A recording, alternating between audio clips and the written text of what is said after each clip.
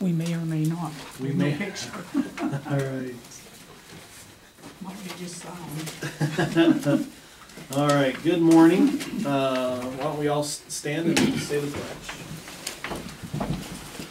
I pledge Allegiance to the flag of the United States of America and to the republic for which it stands, one nation, under God, indivisible, with liberty and justice for all.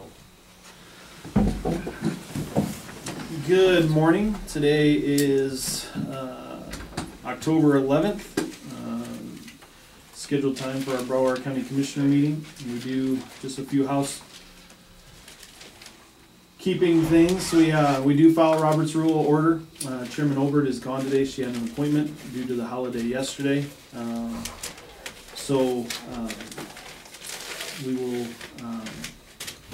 We do follow Robert's Rule of Order, and we do have fiscally and judiciary responsibility for the residents of Broadwater County. So this morning we'll start off with public comment. Any public? Yeah, my name's Al Christopherson. I live out at the Silos. I'm a member of the Citizens Advisory Group for the Silos Recreation Area. This is just a group of local citizens volunteering their time. Our objective is to try and lead an effort to get the long-term plan done for the Silos Recreation Area.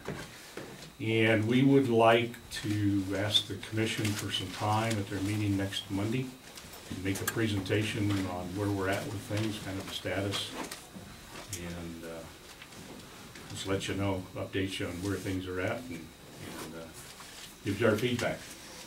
I think next Monday's full, isn't it? We already got the agendas already out. Is it? Mm-hmm. Next Monday's full? Yeah. So we could probably do it the following Monday. I'll have to check to see Okay, so if we're around. Yep, so What would that be? they've already set according to Commissioner Slifgut, there's a agenda that's already been posted. Oh, okay. So we could either do the maybe the 19th. Do we have anything on that Wednesday? I don't know. At this point, there isn't no. So maybe the 19th, or I'd have to wait until the 17th. Okay, I mean the 24th, sorry. all right. Let me get back to you, because I Okay. gotta make sure everybody's, or whoever's gonna be here to clear their stuff, so. Okay? Do I just get back to you? Yeah, or Chairman Obert. Okay. She okay. sets But you the- guys are okay with the presentation? Yes, yes, sir. Okay, then we'll try and get it scheduled, we'll work with you. Okay, Okay? Thank you, Thanks sir. much. Yep. Any other public comments? Mike Delger, I got a call from a lady down in Three Forks on Rolling Glen Road about the shape of that road. Yeah, and I did as well this morning, and I passed it on to the road department. I know last week I was with the road department, they received the same call from the same female, Okay. I believe. Deandra Koladaka. Yep, Okay. I'll send that text to Dana. okay, perfect, thank you. I got a call that, and he said they was bladed that morning and they just didn't cut the washboards enough by afternoon. He said it was It just was as all bad. gone again. Yeah. Any other public comment?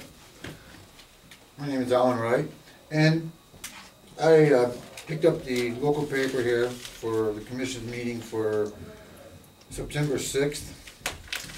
And I guess one thing I would like to see if we could maybe get the commissioners' meetings out earlier than a month at a time. I mean, it would be kind of nice. But at that public meeting, Corey Swanson, the county attorney, discussed the need for a public administrator. And I was under the understanding, because I don't come to a whole lot of these meetings anymore, that when about 3 or 4 years ago, when Elaine Gravely was the chairperson, that the public administrator was brought forth, and through the different discussions, it was mentioned that the term public administrator is not applicable to Broward County's form of government, that it has to be labeled something else. And so now, since it appears that that has come, that they're looking for one, I would like to be able to get a copy of the rules, the laws that the county is using to use the public administrator? Sure. And I can, Because, May I speak to this from his seat? okay, Alan, that is not a public administrator as taking care of county government. That it would be the public administrator taking care of an estate of somebody who didn't have anything to take care of. And that used to be an elected position, and I can't remember how many years ago, but it's been quite a few years ago, that by resolution was incorporated into the county attorney's office. so this would be like for a probate type Yes. situation? Yes, this is not to run the county government. This is not an overseer No, of? Correct, correct. No, this is That Because I just- asked a couple other people, Uh-huh, and they're like, you know, yeah. and so, okay, I mean, yeah, that's good. I think there is a resolution and it I was think brought it's in- forward. Yeah, and the treasurer, because that was sent out to us, I forget, several years ago. Yeah, it's been quite a while It was ago. in That the was early adopted, that'd be under the jurisdiction of the county attorney. Okay. And a lot of other counties have the same thing, they just put it under the county attorney. Right, for probate, Correct. all right, That state. Yeah, this is not a position that we're looking to fill to run county business. okay, cause then like I say, I asked, but anyways. And one more, the county attorney is looking for a deputy county attorney. Has the board, county commissioners, have they discussed what type of a figure we're looking at? What is the function of this actual deputy or assistant, however you wanna? We did discuss, we've not came to a decision on that. Fiscally, I think the numbers were around 90,000, 80 to 90,000, am I correct in that? And we just, in the budget, we just didn't have the money to give him for a deputy. So we are looking and planning for other options rather than giving him a deputy, but looking for some sort of maybe a contract service to help him in those times. So we have not made a decision. We have taken several suggestions through the budget process, but we've not made a decision yet. And I was asked to ask this today pertaining to that, is his problem as far as needing a deputy or an assistant, is it because of the workload overall, or is it because of at times he has to go off for extended periods of times for the guard, and is that what's creating the extra load, or is just the general load itself? I don't have I guess. All I know is on the extra load, this is probably 3 weeks ago or so when I was talking to him, he already had as many cases, criminal cases, as all of last year. And so we still got, what, three months or so to go, or 4 months at that time when I talked to him. So the criminal case is really getting overloaded. Well, maybe they ought to think about the chain gang again, Right. And I guess, and I do, real quick, because I know we got 3 minutes here, but I probably exceeded that. But the IGT fund, Yes. what is that exactly? That's an intergovernment transfer loan. So what that does is that fund, it is for county nursing homes or nursing homes in the county. That the funding and Corey has asked for a Attorney General's opinion on this, but where it stands right now is the intergovernment transfer goes to the nursing home to help substantiate for Medicaid shortfalls. Thank you. So that money, the county gives X amount of dollars to the government. The government then in turn gives money to the nursing home to help cover those shortfalls for them having to house Medicaid residents. So that money is strictly it's earmarked, can only be spent on the Medicaid shortfalls. It cannot be spent on buying new property or whatever, it is strictly for the nursing home, strictly for the shortfalls of the Medicaid. So does that include all the nursing homes in the county? Just county-run ones. All county run. That's why you're gonna get to the Attorney General opinion, because this nursing home here is a private entity, it is not county owned or run. So that's where the question is, why the Attorney General's gonna give an opinion on this. So the IGT's been around since the 80s. The county's been doing this since the 80s. So in the recent couple of years, there's been some questions. So now it is going before the AG to get clarity on the situation. But it goes, we don't give the money directly to the hospital, it goes to the state. The state then in turn gives money to the nursing home. They give like 36%. Just like another 90,000. Any other public comment? All right. Commissioner community update. Oh, Montana Minute. No, I guess I don't have anything for, I don't have much of anything other than the snow, icy roads this morning. I guess there's been a couple wrecks already. Yeah, has there? So you always love the first snow. I remember being in the sheriff's office, and the first snow was always pretty busy. So, Commissioner community update. Franklin. About the other thing, I worked on, I had more calls on those, that tire problem with the Radersburg, and so I made contact with the state. And I finally, this guy was out, and I finally made contact with him. He's the head of the enforcement, and he said there is another complaint to come. One had come in several months ago, I guess, and supposedly how that worked out. Anyway, there's a complaint, he said, but it hasn't come across his desk yet, so Okay. he's supposed to let me know what takes place on that. Okay. I just met with a couple department heads, and other than that, it was a pretty low-key week. Enjoyed the holiday. That being said, I have minutes from October 3rd meeting.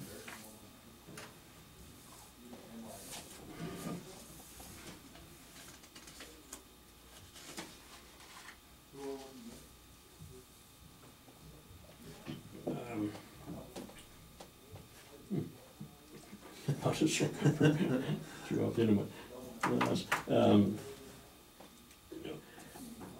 on those minutes there, it just says that there was a letter from the BOR, and there was 7 things that was to be taken care of, and it doesn't say, all it says is a letter for annual report for 2016.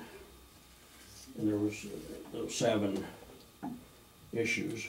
It also says there that the communications are available in the commissioner's office if somebody wants to review them.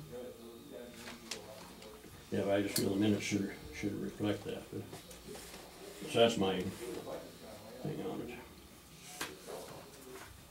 Do you want that added with 7 items for review? Will that suffice? Well, I think we should. Is that the wording you want, Franklin, with 7 items for review? Is that the wording you want? Well, according to you, Nick, you want the items listed? They were Well, short. Yeah, I think if we just put it that there's 7, like Miss Ann said, 7 items to review, and they're available to upon, instead of listing every one. I think that'd be all right. Okay, I'd go along with that then. All right, But with that revision, I would, okay. on record, I'll make a motion to approve them. 7 items.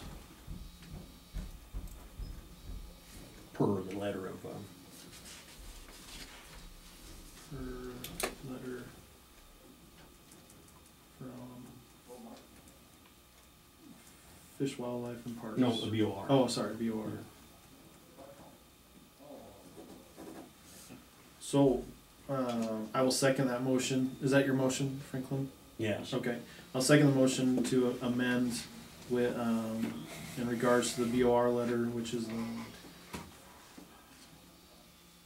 6th paragraph down. Okay. Just to add with 7 items for review per letter from BOR available in the clerk and recorder. Actually, Commissioner's Office. Commissioner's office, thank you. All in favor? Aye. And that minutes are passed. So we are at 10:16. There's no COS review, and because these times are subjected to change. Mr. Holm, Morning. good morning. Seems like a long time ago that I was here for my regular monthly update. I think it's been a couple of months. It has. But things have been going fairly smooth. Our new loader is off and running, doing its thing. It's doing well. We got the tires foamed on it, so we don't have to deal with flat tires. And everything is running well. Do have an issue with our Kenworth semi that we use to haul the trailer back and forth to the landfill with. It's at the shop now, getting the injectors changed on the engine. We were seeing a little vibration, and Randy, the mechanic, said that when he sees that, it's most likely an injector issue. So we'll replace them, start for new injectors and go from there. Also had a sensor on the coolant system of that was giving us some fits. You'd be going down the road and it would show that we had an engine problem, and you'd lose power, so we'd pull over to the side of the road and let it sit for a little bit, and you'd be able to go for a little while longer. Turned out there was a short in that sensor. We got that fixed and everything's running good again. But should be running real good once we get the injectors changed out. And that truck it's got 500,000 miles on it, and it does what we need it to do. It just needs a little maintenance once in a while. The other thing I have is, remember a while ago we came in with Great West Engineering and On the floor? and put together a plan to look at repairs on the floor. This is their report to that. They give a little introduction of what we asked for, and they give background to the transfer station. You know, that building was built 23 years ago. And it's taken quite a bit of abuse over the time, and it hasn't really had anything done to it maintenance-wise over that period of time. What we've got is, in the floor itself, in front of the pits, there's a cold joint that was put in there to allow for expansion of the floor. That joint is starting to show some wear, significant wear. Right in front of that joint, you can see on page 3, figure 3, there's a significant crack that is in the floor there. That crack pretty much runs the entire length of the building, or width of the building, however you want to look at it. It also continues into the restroom, which is on the inside of the office area of the building. They sent their structural engineer down to look at that, and it is a structural component of the floor. It goes all the way through the slab for the most part. And they said that we need to do something to address that if we want to keep that transfer station operating for the long term. So is there a fear of that falling away? No way to fall away, it's on grade, so. Well, it is not on grade. That is a cantilevered slab over the breezeway of that pit. That is right there? Yeah. Their solution to that, they give a couple of options. One is to cut and replace that entire floor section. The other is to do some structural improvements in the breezeway of that where we park the semi, to take care of that cracking issue in the floor. The cost of that, they show that back on page 10? Page 10. When I first looked at this, I was wondering how if those were stacked costs or if those are just individual project costs. And they are individual project. The full removal and replacement would run about $112,000. So engineering estimate, those are usually have some contingencies built in. They're probably on the high side of things. For looking at and all the structural replacement would be cut out the floor. They would put in a 10-inch slab that would take care of the cantilever problem. There's no additional metal structure they need to put in for that one. The other alternatives, the overtoppings, those would require adding structural steel underneath the floor to do that. Because they don't take the floor all the way out, they just chip it out enough to get a good bondable surface and then replace the floor from there. But they would put structural steel in the breezeway to alleviate that cantilever crack problem. So are these overtoppings, just so I'm clear, these are different suggestions? You have the EcoFloor, Master Top? Yeah, they're different products. Okay. Most all of them are 6,000 pound concrete, which would hold up to anything we want to run across it or do on that floor. The full replacement or removal and replacement is also a 6,000 pound concrete replacement structure. Okay. But it's a 10-inch slab that would allow for that cantilever problem. We wouldn't see that crack again. So if is that they're gonna completely take out what's there, and then, so would you do it in sections to keep it running, or how? Cost-wise, it would be more cost-effective to do it all at one time. Okay. So it would shut our transfer station down for a period of time. So what would you do during that period? We of would time? kind of turn our city canister site into a temporary transfer station. Okay. And we would bring all our cans into the city site, pack them with the backhoe, load them, so we get the most compaction in those that we can, Sure. and then haul direct to the landfill. Okay. We may have to rent a truck to do that with, or borrow one from the landfill, or whatever we need to do for that period of time. Okay. We've done that short term before and not had an issue with it, but for like a month at a time, there might be some additional costs with that, I don't know. We just make more trips to the landfill is what we end up doing. So what's the longevity going with option A? 20 plus years. It's a significant improvement to the building. And then if we were to go the other routes? That's in table 2 down there in section 7. Oh, yeah, thanks. It lines it out. You know, they're all fairly long-term solutions, but the downtime, I think, is shorter in the full replacement than it would be in the construction phase. Sure.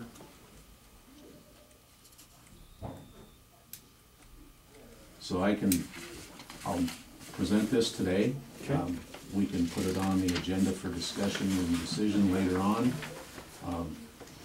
In my opinion, I think this is a good candidate for the use of some tilt money to cover the cost of it.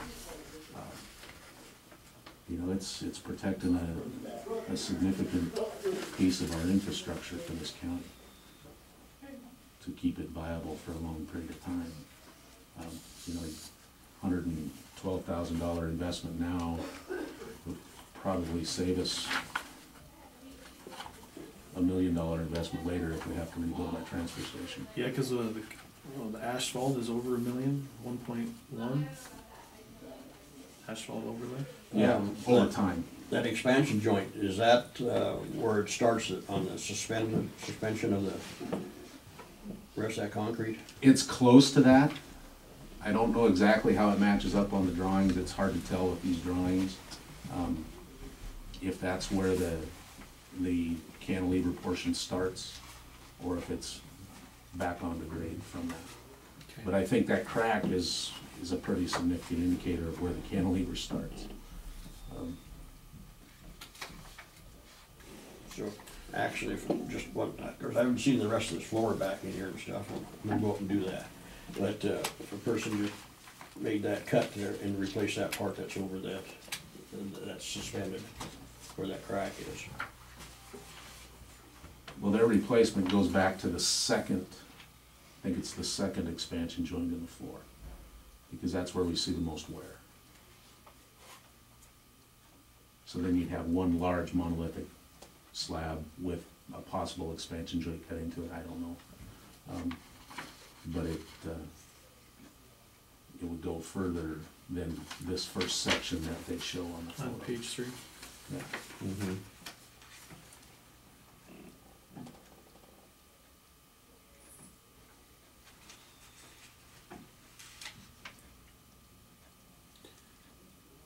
And is there a price with the price, the other price goes back to that second expansion joint, right?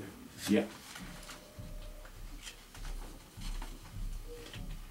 And how far back is that? Is it like 6 feet? it's about another 6 feet. On page 4, it says approximately 14 foot 3 inches to grid line C. Yeah.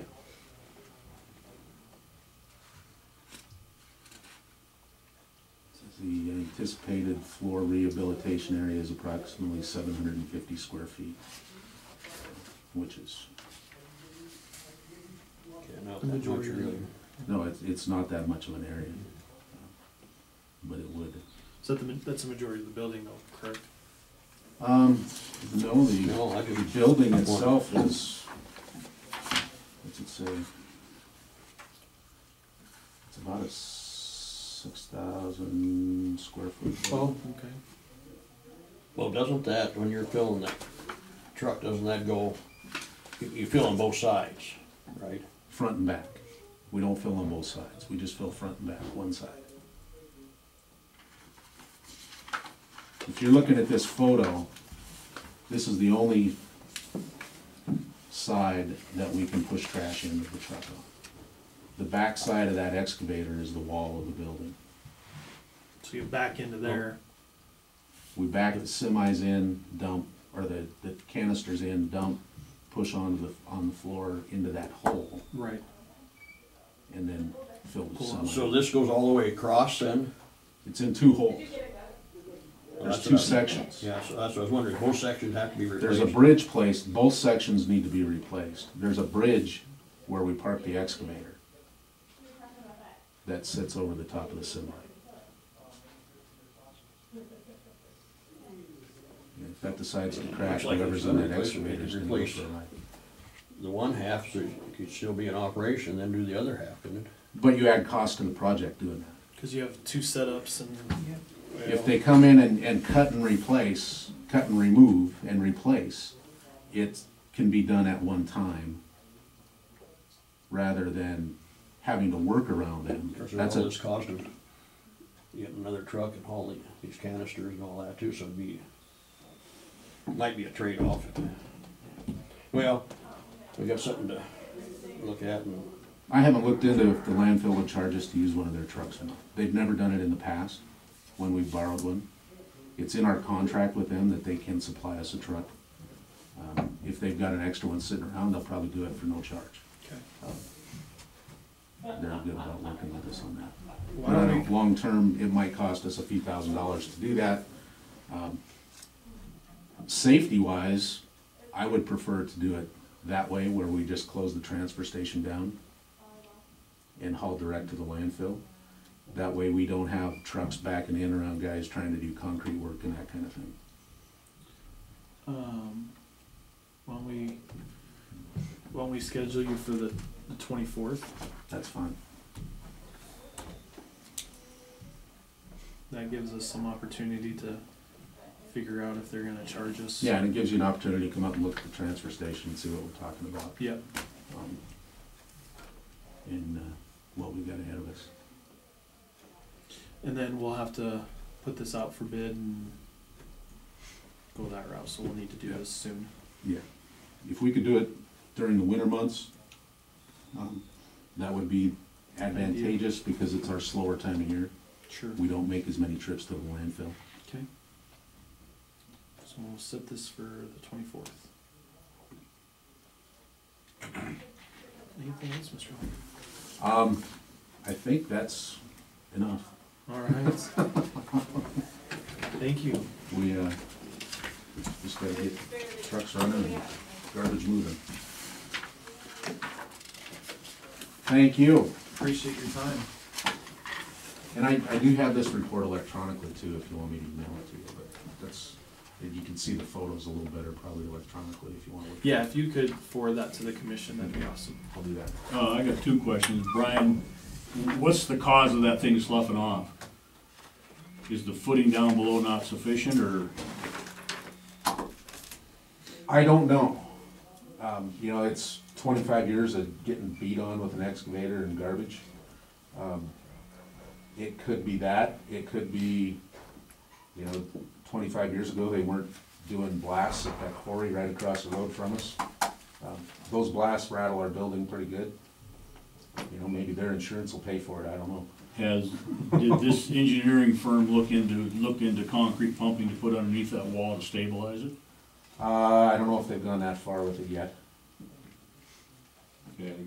The other question I have is, what are you doing with out-of-town roofing contractors? Are they paying a tipping fee with their disposal, or how is that being handled? If we catch them, we charge them. Is there any way that you can coordinate with the city so that they know they need to pay that fee? Because I gotta pay that fee every year. I've talked to the city, they issue a permit, they don't send me that permit. If the contractor is reputable, they come talk to me, they set it up an account, and we bill them and charge them accordingly. If they're not, you know, they dump in our canisters in town. If we catch them there, we catch them. If they haul them to Winston and dump them there, we're none the wiser. You know, so Without manning them 24. without manning our sites, that's the way it is. You know, we've got local contractors that don't pay the bill, so they dump after dark. So if we catch them, we charge them. Would it be something to maybe think about, maybe setting hours on the canisters to prevent some of that? I know that would upset some people, but It, I mean, why dump after over the midnight? long term, I think it would help. But in the short term, there's gonna be a pile of trash there to pick up every moment.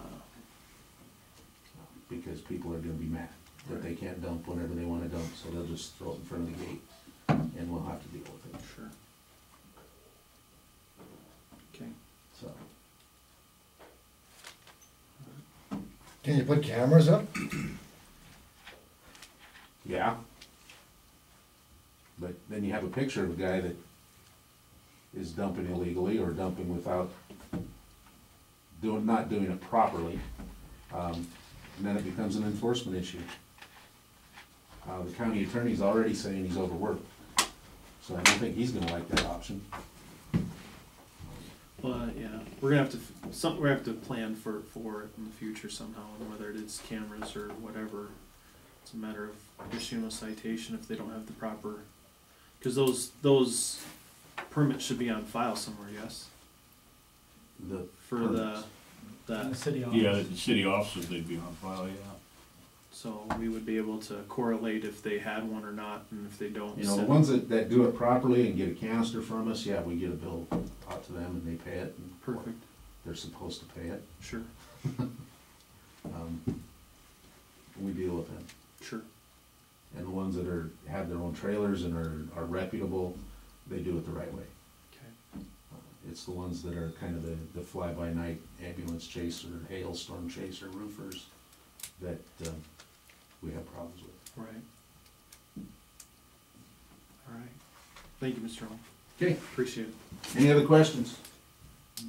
Good. I think my phone's ringing more in the last half hour than it has. All right, we have a few more minutes before our next, so we have some mail items. Here's some. And you guys wanna take a quick look at this? I want it back, but I mean, if you wanna look at it while we're going through stuff. Just some bills that went out, phone. Receipts. Then we have American City and County and rural Montana.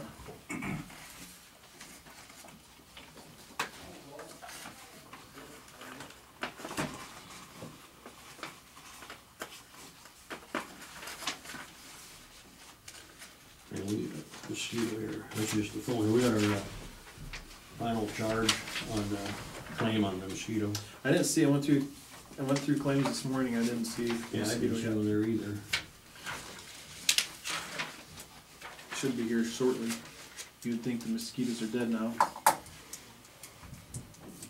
Yeah, I'm sure it's been pretty well taken care of. Thank you, sir. Well, I get this. I don't know if anybody wants this. Rural Montana. I get two copies. You get that? I just look over a little bit. I mean, if you might not have Vigilante, you probably got Northwestern. Yeah. Oh, okay, so you don't get that then, but this here's, I'll take this here. Okay. Then we have payroll. An amount of $167,582.15. Oh, we pay payroll is in the amount stated, 167,000 plus the amount stated. 167,582.15. I'll second that. All in favor? Right. Aye. And do we leave this for Laura to sign? How's that? You can go ahead and sign it since you're the one in charge today. I wouldn't say that. Oh, good. I wouldn't say that. All right, then we have approved claims in the amount of $103,175.42. Well, that's the ones that we just looked at up there. No, these are last week's. The approved claims from the previous week. I mean, the ones Michelle, the ones I just looked at. No, that's for this next Monday. So that big stack, this was Yeah. previous. The ones I signed the previous week. I'll make a motion to pay this claim, so, as amount stated. Okay, it is moved, and I'll second to pay the approved claims in the amount of $103,175.42. All those in favor? Aye. Aye. And passed. All those opposed, I guess. There's no one else, so we're good.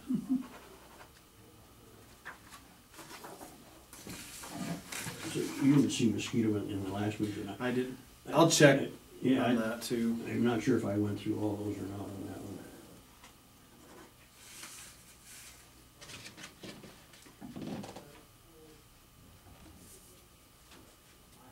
I'll put that down there.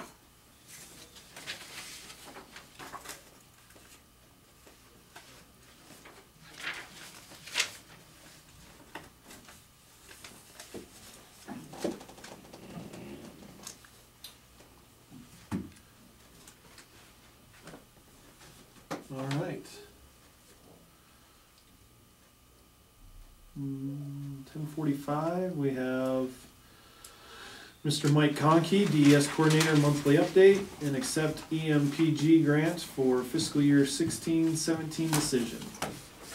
Morning, Commissioners. Good morning.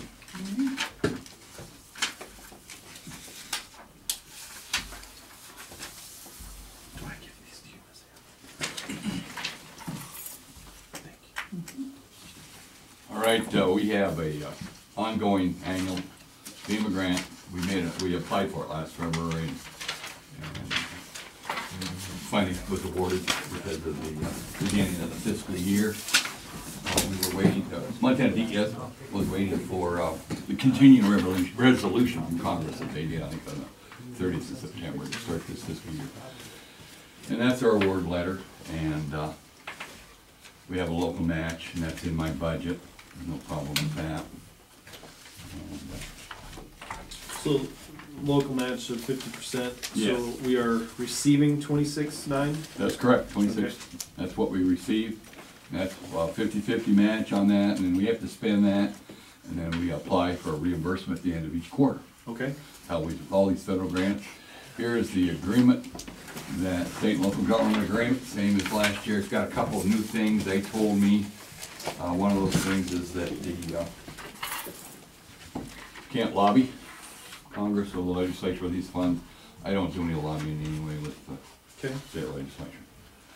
Other than that, it's just the same stuff. So, We so, got- So Article 9 is the only change? That's correct.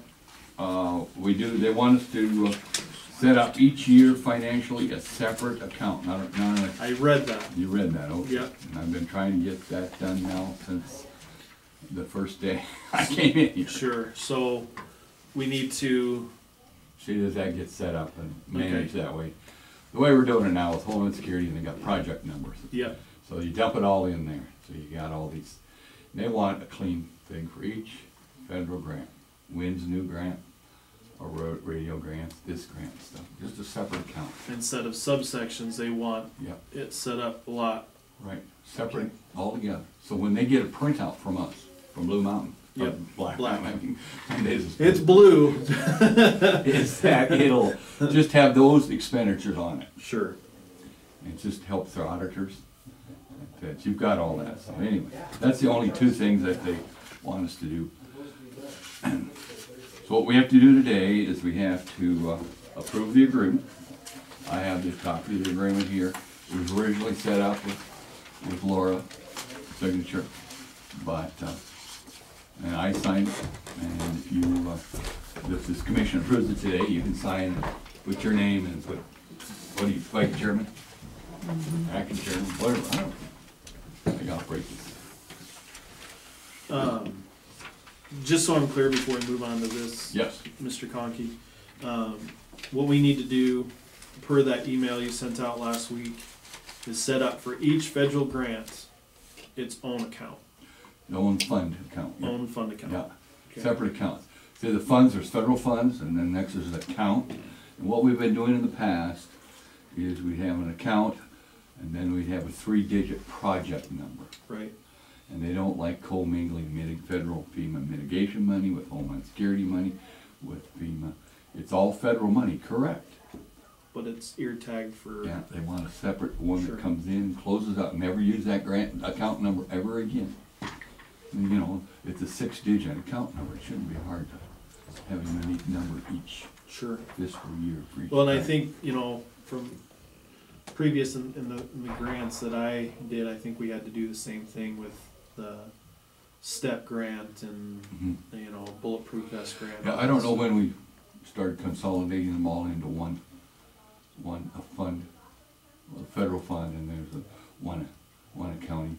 Probably just because of, like you said, it is all federal money, so they just did subsections. It's just easier putting a 3-digit project on each one. Right, so, okay, so I just wanted to be clear to forward that on to Sure, whoever, so we have to break them up to each their own right. well, particular, Right. Instead of rolling this grant over with the existing funding, make a new one, they want a whole new account number, okay, so they can separate federal spending for each fiscal year separate, instead of rolling it in, because if you have anything left over from one fiscal year, like I have to close that grant out, yep, if I got $2.03 left over from the radio, then when they finally reimburse us, I wanna close that out. So when WINS new grant comes from Homeland Security, they don't want that to be part of that. They want that to be a separate account altogether by itself, instead of a sub-project. okay. Thank you for the clarification. Just creates extra work, all right, doesn't it?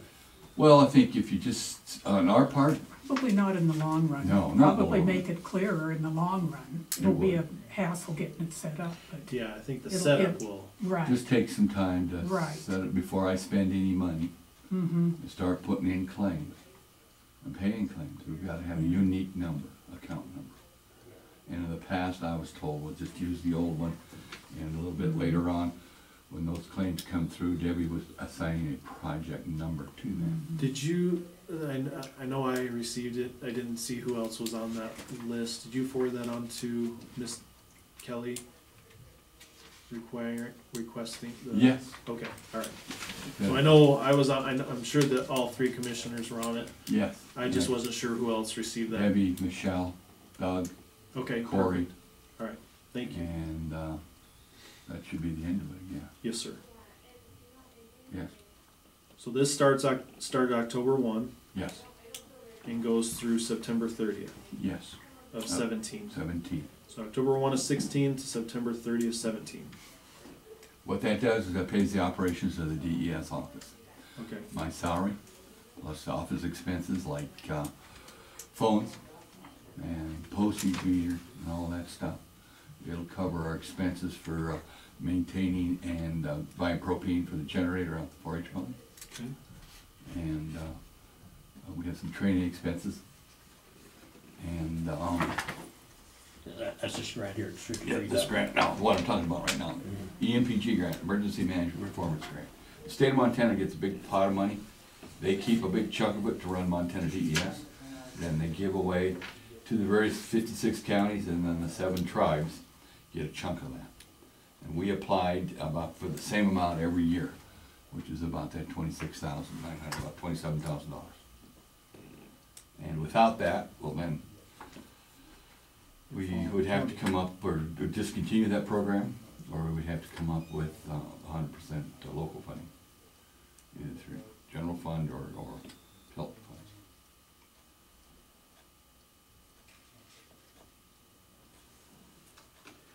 So again, Article 9 is the only thing that's changed.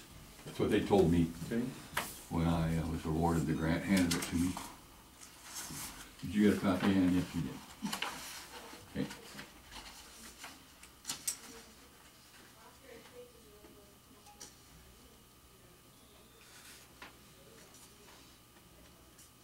We're current on all of our reports, all of our reimbursements. I haven't got any dings. And so who comes in? Do they come in and audit you every quarter, or how's that? They have a district representative, Bob Fry, Okay. that comes to our LAPC meetings, and they will look at the claims that I submit. I have a big binder for each grant. It goes through those claims for that quarter. Incidentally, just last week, the Casey Fuller, who's grant specialist for my set of grants for my counties, came and actually visited me, awarded this grant, and then went through some of my, checked some of my claims, my binders for my grants. We have the Homeland Security grant for the 2-way radios that we're closing out. We have $2.03 left in there. So do you have to, they don't want you to use every penny? How they, Well, it's hard to buy a radio for right, 3 cents. No, what we do is we close that grant out, okay, and then that goes, that $2.03 goes into a pool.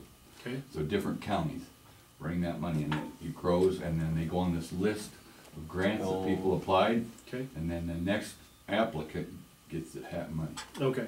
So you'll reimburse the feds that $2 and, No, we bought the radios, we paid Capital Communications out of general fund money, okay, and then we get a reimbursement for that. oh, So we okay, borrow from the general fund, Yeah. and all federal grants are that way. And you apply, spend the money, then you request the reimbursement. So you turn in then the claims forms, the electronic payment stuff, or the copy of the check, mhm, and all the invoices and documentations. And then when you get the radios, you put together a list of the inventory of the radios by serial number, which agents they were assigned to. And you take all that and put it on this grant package. It goes online. And you attach all that to what they ask, all this information. You submit that. They review it, and they may come out and do a spot check, because they've got electronically all the paperwork. You scan it in. right, Besides, I got the hard copies, and they came out and spot checked a couple of little invoices and stuff and make sure it was correct. And then they'll reimburse the county treasurer. It goes in, then unless it calls me up and says, we just got a check for $110 from Montana DES. And I gave her a list of what revenue accounts it goes into, how it reimburses it, and works with her. At first, when I first came here, that was not coordinated, the return of the money back. I don't know where it went, okay, but now we coordinate that. So when Debbie sets up an account number for operations on this grant, she'll set up a revenue account, help bring the federal money in when we get a reimbursement, the expenditure, and then the capital outlay.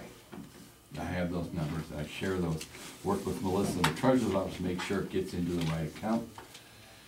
I get a printout from the treasurer's office, and if it's incorrect, then we have to do a journal voucher entry. Move it back and forth and get it into the right account. So when the auditors come here, they'll be here and they'll They'll audit all federal grants for Broadwater County, and they'll wanna see my notebooks, and sometimes I'll sit down with them. And they'll wanna know, how about different journal entries? Either I or Debbie will explain what happened. We got put in the wrong account, we gotta back it out and put it in the right account, so that it's all perfect, Okay. lawful. So now when you turn in this claim, you'll turn it in at the exact amount, and that $2 or whatever, Yeah. that automatically goes back into That's in the, yeah, 'cause that's in the bottom of my account online. So I got $2.03. So once they reimburse us and we get it all, then what I'll do is send them a letter and say, we're closing this account out. And out of the awarded funds, we have $2.03 unused funds. And That then, we reassign them back to and Montana. once you do that, then you're free of it. Yep, we're through, yep, finished with it. Till the auditors come. Either our private auditors, you know, they come annually, with their Dunning and Downing or something. And every once in a while, the state will send out an auditor, or the feds will come with an auditor. And you just give them the paperwork, Yeah. answer questions. But, you know, grant management is very important, So, especially in light of our history. what do you need today, then? You need I need a motion from the Board of County Commissioners to approve the state and local agreement, and then a signature on that. And then I need a motion for the county commissioners to appoint the DES coordinator. It says hereby appoint Broadwater County DES coordinator Mike Conkey or his successor as the applicant's agent for Broadwater County for this EMPG grant. And it's got all the grant numbers and paperwork on it, like we do every year. Can I see that just for time being? Absolutely. They send the language out, we Okay. just cut and paste it on your station. Okay, I'll make a motion. Maybe do I have this? Go ahead and take a look at it. Yeah, Well, so we need a motion for, we'll do, I get, applicants. do two different motions. Right. Yeah, you need to do a motion to accept or approve, however you wanna word it. Yeah, so The- the first one The needs to be MPG this. grant. On this handout here, The emergency management forms. see on this handout, Yep. number C, Yeah. it says, actions needed taken by Board of Commissioners. And so- Approve and sign the state local agreement. Yep. So that's the first motion. Okay, and that would be for, well, I'll make a motion, we approve the emergency management performance grant, PG. And that dollar amount, Okay, for the total amount, the Yep. $53,803. no, just the The 26,000. 26, 90. 901.50. Oh, that's. That's the federal part. Okay, that's why it says the total amount. Oh, I'm okay, sorry. Okay, so Apologize. anyway, I'll change that to 26,901.56. And I would second that. All in favor? Aye. All those opposed? So that's passed. Then we need to, With all federal grants, you have to assign some agent, county And agent. that's what we're gonna do now, is assign you Right, to now this. when Wayne gets his grant, he's gonna assign that to Tam Allen. It's gonna be his agent to manage that grant. That person goes online and puts all this stuff in, pays the claims. We have to do some advertising, take care of the public advertising, Sam, do you put out for need bids, accept those bids, brings all that stuff to the commissioners. We're just acting as an agent for you, as the board. The grant actually comes to the Board of County Commissioners. so now we need a motion To, with this language. Thank you, man. an applicant's agent, we'll make a motion, we put Mike Conkey as the applicant's agent for emergency management performance grant. Okay, I would second that. All those in favor? Aye. Aye. All those opposed? And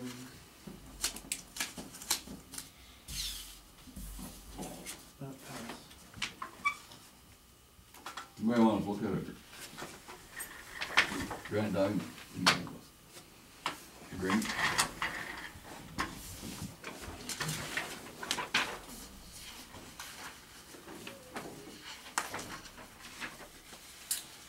Okay, the next item I'd like to discuss with you is, as you all know, we're doing these county job descriptions, updating them. Yes. And we all went through that process. I recommend that, during a disaster, it's gonna affect communities, we need all hands on deck. There's a role for most county employees, either at the field operations or in the support center. And so now's a good time when we're reviewing these applications. I recommend that in each county language, well, they didn't need to, well, Jack didn't do very good there. I recommend language for each job description. That under each job description has essential functions, duties, or responsibilities. And major says, mayor, I didn't do very good. Anyway, I just kind of recommended the board to look at that for each job description. Because if we have a disaster that's declared, like say the Hebgen Dam fails, Sure. a lot of the county employees are not going to come to the courthouse because they'll probably flood, at least the first floor. And we might need them out because a lot of your people are going to be working. Usually in these emergencies, we work 12-hour shifts, 12 on road crew, and everybody will be busy on that. Then we'll need some administrative support to keep track of finances, stuff like that.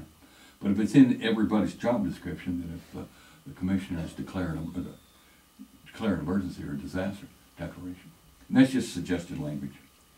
Under 2B, Yeah, Okay. under 2B. And that's just a suggestion. You guys can chew on take that. a look at that. Visit with the consultants or whoever works on those things. You bet. Some of the counties have done that because they found out that, you know, you get into a major fire and like county in Broadus, they were out of power for 9 days and they had generators running the courthouse and stuff, all kinds of generators because the big generator burned up.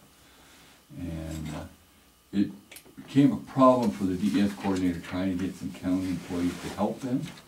They felt that their job was to work like in the treasurer's office only or something. This was not my job description. Well, the commissioners had to bring them in, hire them as temporaries and all that stuff. Okay. They just kind of recommend it. Just the problem, maybe, it's probably not a problem right now. Maybe it's a solution. We're looking for a problem. I don't know. It's up to you. Just a thought I had. Okay, one thing I did not put on the agenda, and I sent you an email out this morning. I got an email from Eric Wilson, Superintendent of Schools, Yes. concerning their radio. So I dug this out.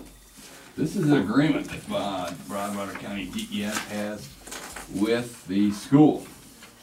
And that email we got from Eric said that they pay $500 a month to Lead Good, which is telecommunications services out of Whitehall, Montana, that runs these low-power emergency radio stations. Okay.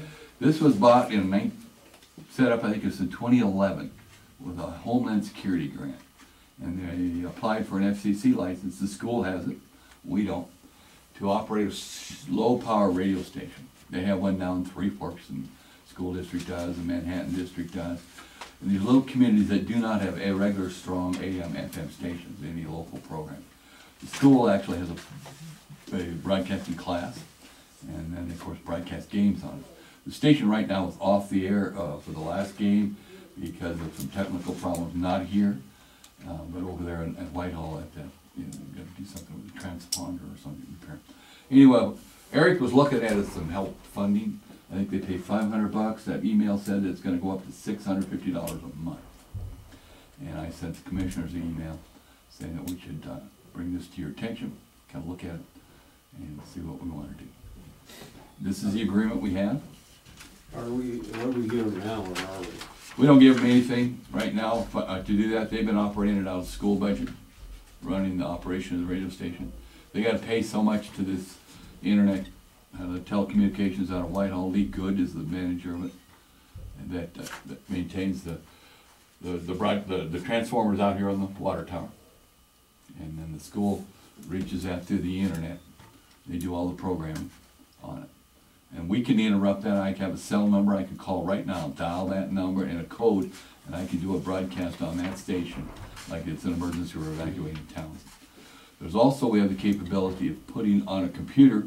When we had the March 2014 floods, and we had a lot of school bus routes disrupted. We had Virginia Nuhr at that time. She was our public information officer for the county. She went online and then broadcast, put a loop on the radio station that certain bus routes were changed. The parents had to pick them up because the county roads were closed in those areas. And she put that on a loop. She could just do that through her voice on a laptop computer. And did that. It just goes over and over and over and over. It only reaches out of town about miles, 6 miles. And this happened to be a dry creek, and for some reason you can get it up in there. It goes up and over. You can also get it online all the time. There's a, what do they got, that, a podcast or something, I'm not familiar with that term. It streams, that's what it is, it streams online on all times. It's good for the school, for some of the students. I remember I've been interviewed several times by students about DES stuff, and they put it on a little public service announcement they call it. And then they do all the broadcast of all the games and tournaments. That's really important for the community.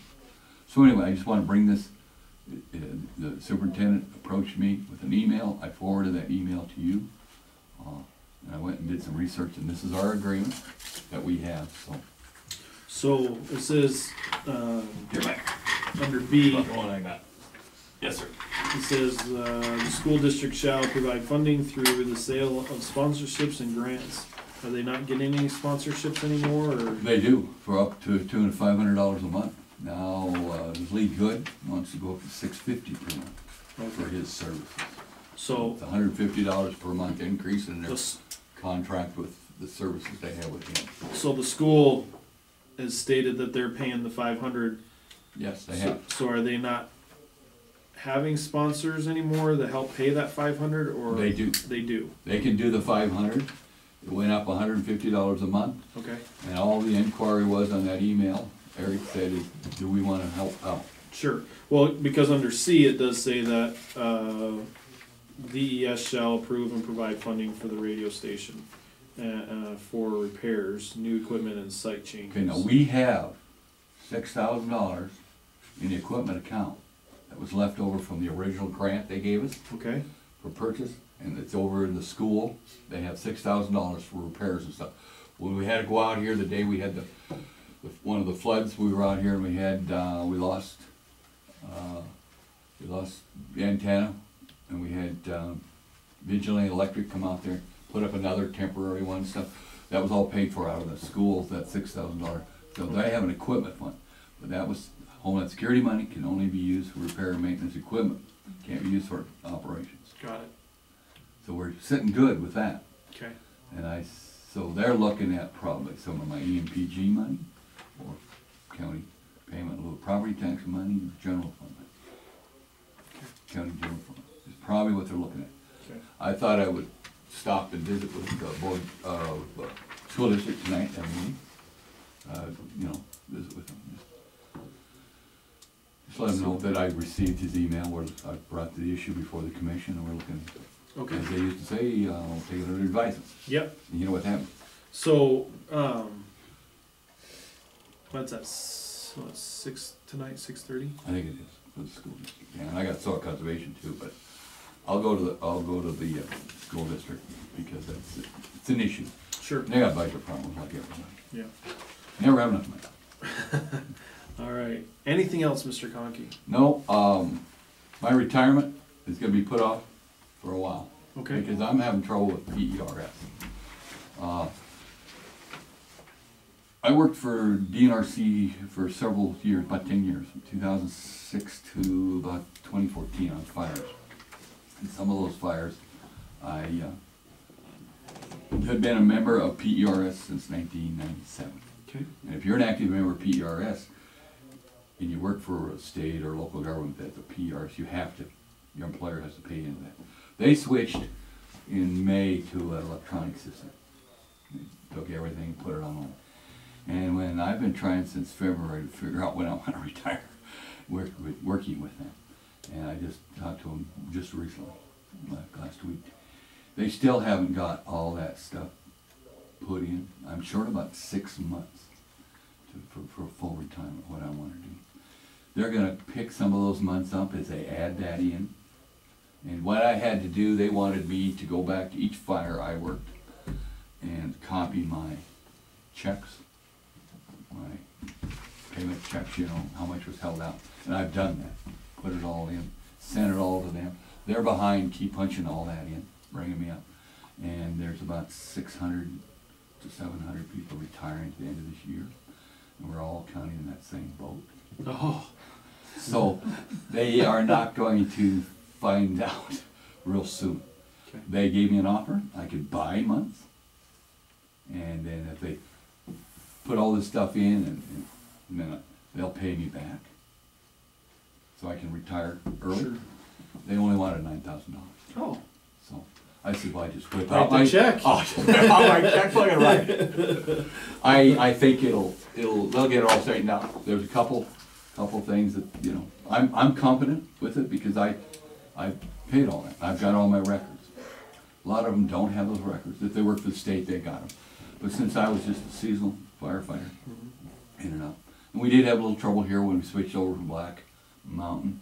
And Debbie has corrected all that, put all that in. She worked really hard on that to get that correct, and that's all up to date. Got that posted. And I missed, you know, you miss a month or something, and then it goes, you know, you can't retire at that full retirement. Right. It's just a problem. So I'm comfortable working, doing what we're doing, Okay. if that's comfortable with the commissioner. Okay. Yeah. That's the latest from PERS. Awesome. And they're busy worrying about the legislative session coming up. Right. They've got lots of bills that they want to promote, you know. Yes, they do. So in the meantime, we're, Because they're short of funds too. no kidding. Everybody. Any questions for me? No. I burned up more than my time. Thank you, sir. Thank you. We'll keep you in touch. Yes. Okay. Please We'll be do. around. Thank you. I didn't ask anybody in the audience. Is that okay to ask that? Yeah. Questions for Conky? It's a good deal. Usually somebody asks me. I know, right? You gonna need a chauffeur when you retire? No, don't need any chauffeurs when I retire. Nope, I chauffeur grandkids around all the time. Mom and dad seem to work 6:30 to 6:30 at night. Oh. So I go to buses. I'm a soccer mom and everything now. All right. You have anything, Franklin?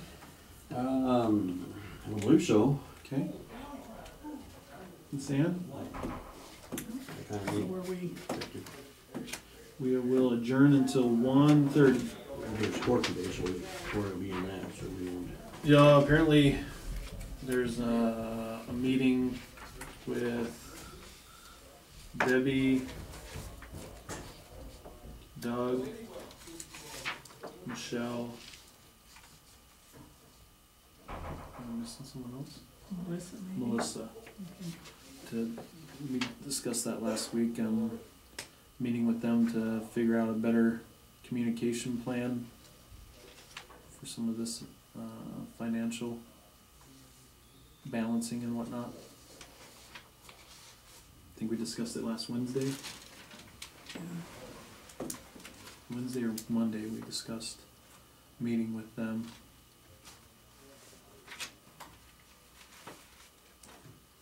So let's just come up then. Last, Like- yeah, because I know we discussed it last Monday or Wednesday. I'm not sure what, I know we planned to meet with them. Well, what day did we approve the budget? 28th, wasn't it? And, Yeah. and you do have scheduled for 1:30, it's Yeah. just the, The people changed. the subject is going to change, Yeah, so, not the times. yeah, so 1:30 we'll still have a meeting, Corey's in court. But we will, talk on some ongoing county issues and weekly updates with, accounting.